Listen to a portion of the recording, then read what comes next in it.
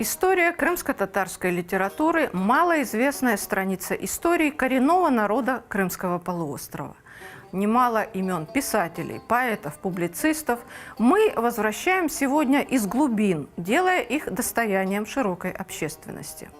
Одно из таких имен – Юсуф Болат, писатель, редактор, журналист, педагог.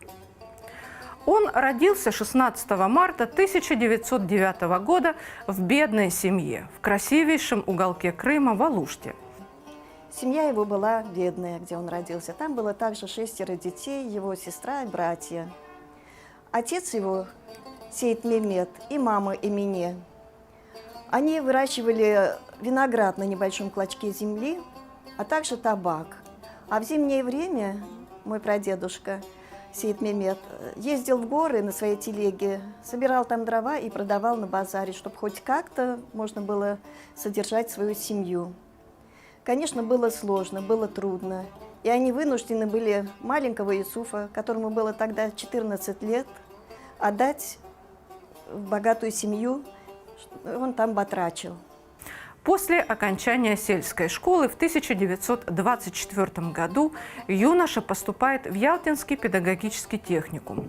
Затем работает в Ялтинском районном комсомольском комитете. В 1931 году папа поступает в Симферопольский педагогический институт, который заканчивает блестяще. И по окончанию этого педагогического института, где он учился на факультете крымско-татарского языка и литературы, он продолжает свою учебу в аспирантуре.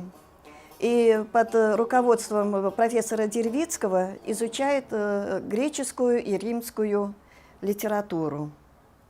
Свой первый рассказ «Когда звенели колокола» он опубликовал в газете «Яны Дунья». Случилось это еще до поступления в институт. Его первым произведением было произведение «Чанлар Кагыланда». Это переводится «Когда бьют колокола». Оно было написано в 1929 году. И вышло в газете «Яны Дунья. Новый мир». Ну, вот этим произведением, конечно, папу очень вдохновило на дальнейший творческий путь. И с этого момента начались его творческие произведения, он начал писать.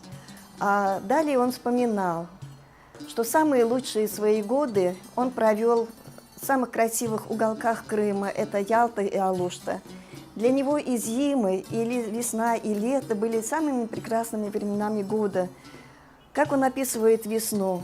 Все кругом зеленело, покрывалось зеленью, начинали цвести сады, в воздухе благоухало все, был исключительно свежий, приятный такой хороший воздух, и все покрывалось разноцветием вокруг, настолько вот было все красиво.